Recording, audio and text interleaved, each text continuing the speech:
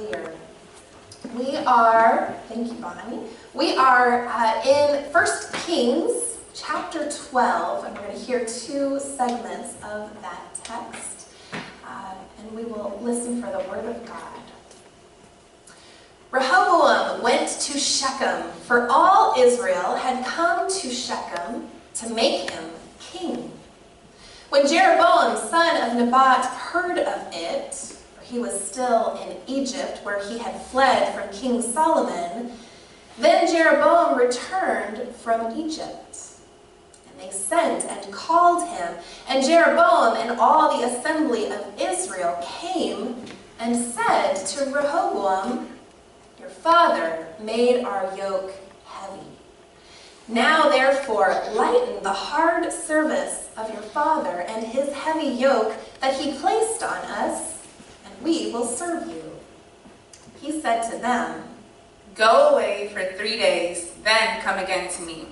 So the people went away. Then King Rehoboam took counsel with the older men who had attended his father Solomon while he was still alive, saying, "How do you advise me to answer this people?" They answered him, "If you will be a servant to this people today, and serve them and speak good words to them, when you answer them, then they will be your servants forever." But he disregarded the advice of the older men and consulted the younger men who had grown up with him and now attended him. He said to them, "What do you advise that we answer this people who have said to me, 'Lighten the yoke that your father put onto us'?" The young men who had grown up with him said to him, "Thus you should say to this people who spoke to you, 'Your father made our yoke heavy, but you must lighten it for us.' Thus you should say to them, 'My little finger is thicker than my father's loins. Now whereas my father laid on you a heavy yoke, I will add to your yoke. My father disciplined you with whips, but I will discipline you with scorpions.'" So Jeroboam and all the people came to Rehoboam the third day, as the king had said.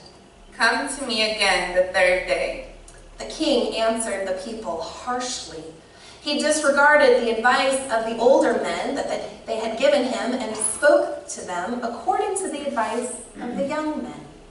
"My father made your yoke heavy, but I will add to your yoke.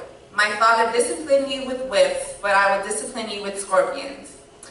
So the king did not listen to the people, because it was a turn of affairs brought about by the Lord, that he might fulfill his word, which the Lord had spoken by Ahijah the Shilonite to Jeroboam son of Nebat. When all Israel saw that the king would not listen to them, the people answered the king, "What shall we do? What share do we have in David? We have no inheritance in the son of Jesse. To your tents, O Israel. Look now to your own house, O David." So Israel went away to their tents. But Rehoboam reigned over the Israelites who were living in the towns of Judah.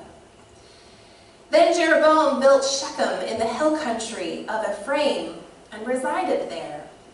He went out from there and built Penuel, and then Jeroboam said to himself,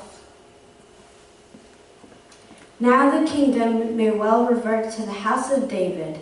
If this people continues to go up to offer sacrifices in the house of the Lord at Jerusalem, the heart of this people will turn against to their master, King Rehoboam of Judah. They will kill me and return to King Rehoboam of Judah." So the king took counsel and made 2 calves of gold. He said to the people, "You have gone up to Jerusalem long enough. Here are your gods, O Israel, who brought you up out of the land of Egypt." He set one in Bethel, and the other he put in Dan. This is the word of the Lord. Thanks be to God. Thank you to our readers. Our young folks, you're welcome to go back into the pew, or you can go help Utopia in the nursery, wherever you would like to go.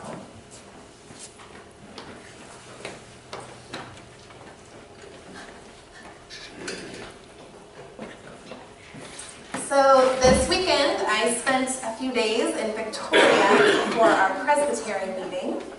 This is a gathering that takes place 3 times a year, and we talk about church business and celebrate what is going on in our Presbytery, which is a very large region of churches. It spans all the way up from Belton down into the valley at the border. So there are a lot of churches that get together for this meeting. So I woke up yesterday morning and I thought I would get up a little bit early, get some fresh air and maybe some exercise before sitting in those pews for a few hours later in the day. And I decided to fill up my water bottle at the drinking fountain in the lobby. And I fill up the water bottle, and I release the button on the front of the water bottle, and the water fountain, and the water keeps flowing. And I think, that's really strange. So I kind of fidget with the button a little bit to see if it's stuck. Maybe that's the reason why the water is still going, and that doesn't do anything. So I do what I normally do when an appliance or electronic is broken. I kind of banged on the side of it a little bit to see if that would get it going, and nope, no luck. So I thought, okay, this thing's broken. I better go tell the front desk. So I go around the corner and I talk to the very kind person behind the desk, and she looks at me and she says, oh, it's okay, it'll turn off by itself. I thought, okay, that's kind of strange. I look around the corner and it's still flowing and I'm a little bit concerned. This is really strange. And she goes back to typing. She's moving on with her day. And I asked her, I said, is this really, like, this is what it does? It keeps flowing? I've never seen a water fountain do that. Usually when I release the button, it stops flowing. It seems like a waste of water. Well, she looks at me like I've grown 3 heads and is like, what is your deal? This is just how the water fountain is. And she goes back to her work on the computer and again moves on with her day. So I move on, I look around the corner and sure enough, it has turned off on its own about 2 minutes after I was done using it.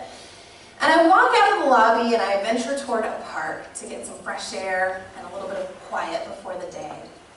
But I had this feeling of unease. This was such a bizarre situation. I got to thinking about all of the drinking fountains I've ever used in my life, and I've never seen one that does this. It seemed so like such a waste of resources to have it continuing to flow. And I had just this general state of unease, thinking about this situation, thinking about that water fountain and how that is not the way things are supposed to be. Now, in the grand scheme of things, this is just a water fountain. It's wasting a little bit of water, but it doesn't really affect the grand scheme of things. But as I was thinking about this, I started to think about our text for this morning. And that sense of unease that I was feeling was relatively minor. But it got me thinking about the people of God who were feeling a tremendous sense of anxiety and unease as they were seeing a turnover in the throne. So this morning we hear about these 2 kings. King Solomon has died, and the people of God see this window of opportunity. Life has been pretty harsh under Solomon. He did not treat them well. And they see his son rising up in the ranks, preparing to take the throne, and they see an opportunity. Maybe they can convince him to be different. Because they look around at the way things are and they're saying, this is not how it is supposed to be. And so they go to Rehoboam and they tell him, look, we don't like the way things are. We don't want it to continue this way. Have mercy, they tell him. And he considers it and says, okay, well, go away for 3 days. I'm going to think this over. What does he do? He goes to his cabinet of advisors, his council of folks who give him advice. He first goes to the elder group of advisors. What do they tell him?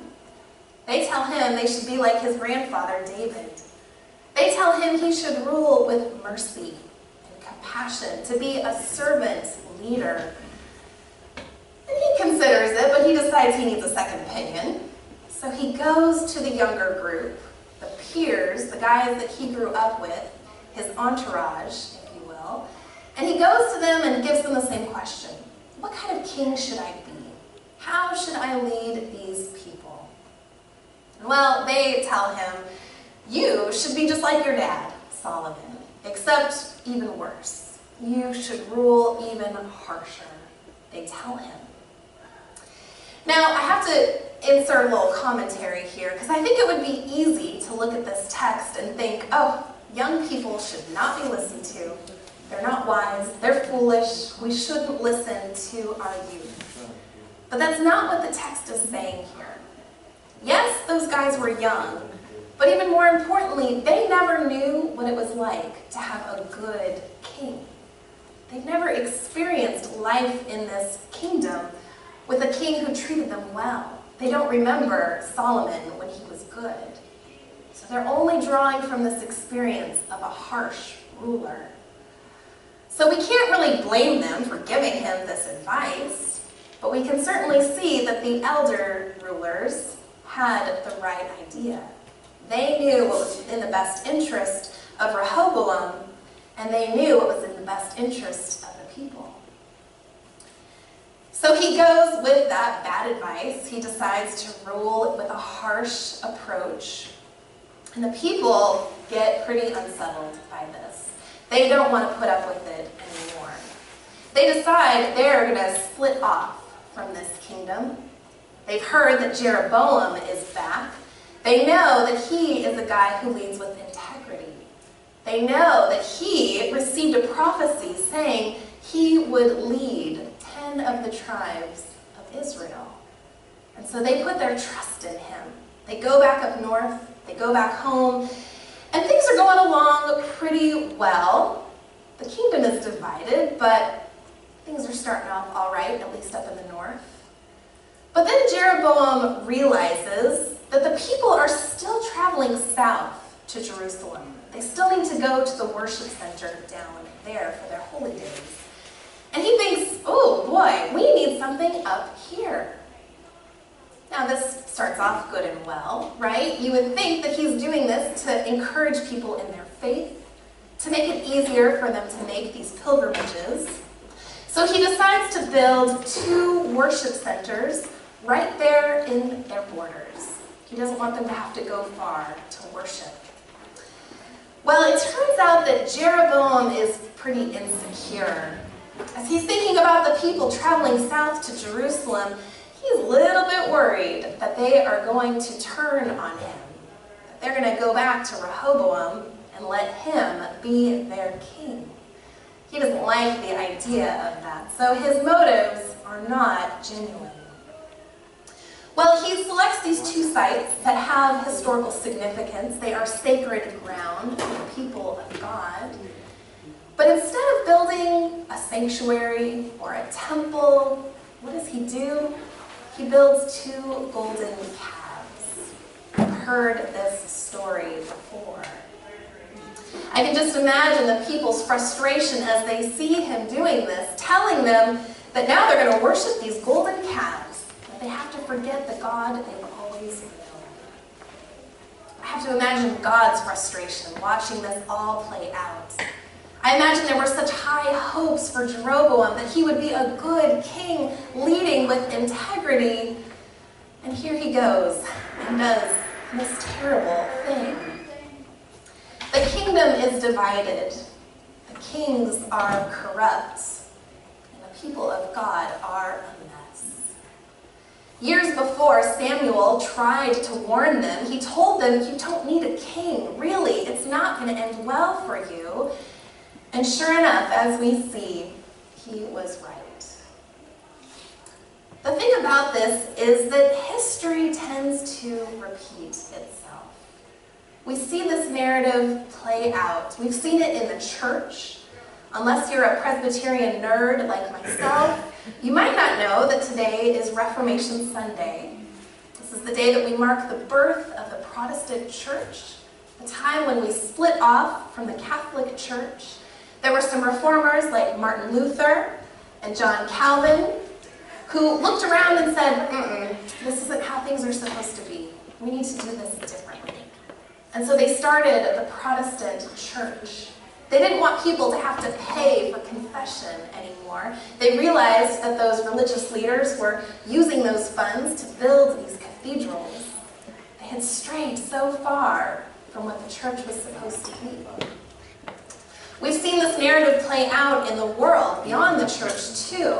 Thinking back in our own history with the American Revolution, when the colonies got tired of Britain and their unfair taxes without representation. They decided to split off and broke out into war.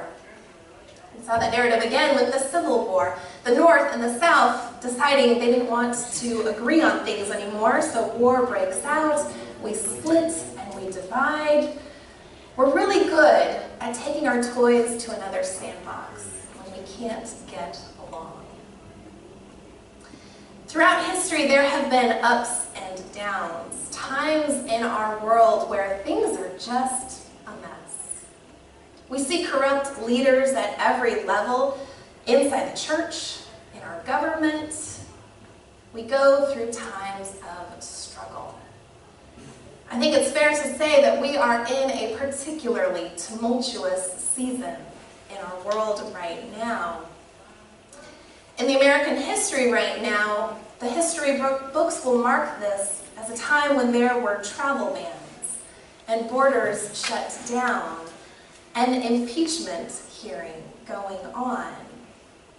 I'm imagining history students sort of giggling at the thought of politicians rushing into a meeting that they already had people invited to. Things are a mess. These are our own versions of the golden calves, the ways that we put our trust in these other idols, be they leaders or other things, ways that we stray from God, ways that we stray from the faith we are supposed to claim. Yes, history will continue to repeat itself. We're going to hear this narrative over and over again. That's just how the human story goes.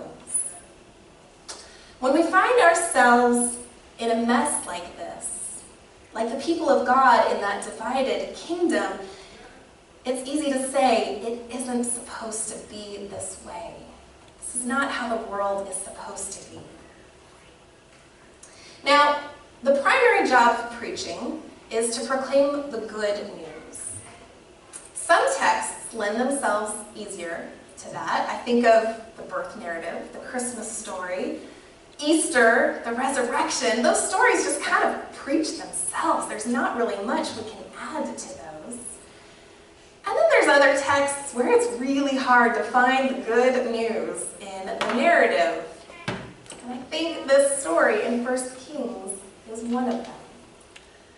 This is not even rock bottom for the people of God, but it is certainly a launching off point for when the people of God are just going to stray further and further. They're going to get off track from what God hoped for them, what God wants for them. But here's where I see the good news in this narrative. We have to sort of pan back a little bit. We need to take a step back and not just look at this as an isolated story. We have to look at the bigger story here. And when we do that, we will see that God sticks with us. Even when we choose those kings who build golden calves for us to worship, God sticks with us. Even when leaders make poor choices, when presidents and prime ministers and kings get us off track, God sticks with us. Even though the people of God did nothing to deserve it in this story of the divided kingdom, the north and the south, God stuck with them. That covenant that God made with Abraham all those years ago was still valid. It's not like God was going to rip it up and throw it out the window just because the people strayed so far. Even when we think we have hit rock bottom, when we think things in the world can't get any worse, we can trust in this promise that God sticks with us. We can trust that God's promise stays true, We see that after all of these messy stories in the Old Testament. All of these ways that the people just make mistake after mistake. They keep losing track of where they are supposed to be. God sticks with them. And for those of us who follow Christ, we know that bigger story. That eventually God is going to send Jesus into the world, the one true Messiah, the one who reigns with love and compassion unlike any other king. He is the one who shows what truly good leadership looks like. Servant leadership, humble leadership, compassionate leadership. He's the one who came not to be served, but to serve and give his life as a ransom for many. You certainly can't say that about Rehoboam and Jeroboam. In the person of Jesus, we see God's love in its fullest expression. This story of the divided kingdom reminds us that no matter what is going on in the world, no matter how big of a mess we have gotten ourselves into, God sticks with us. God saw the people of Israel and Judah through those tumultuous days. And God is going to see us through our own tumultuous days. Because that covenant is still valid. It still applies to us. God's love and promise endures because we are God's beloved people. Thanks be to God.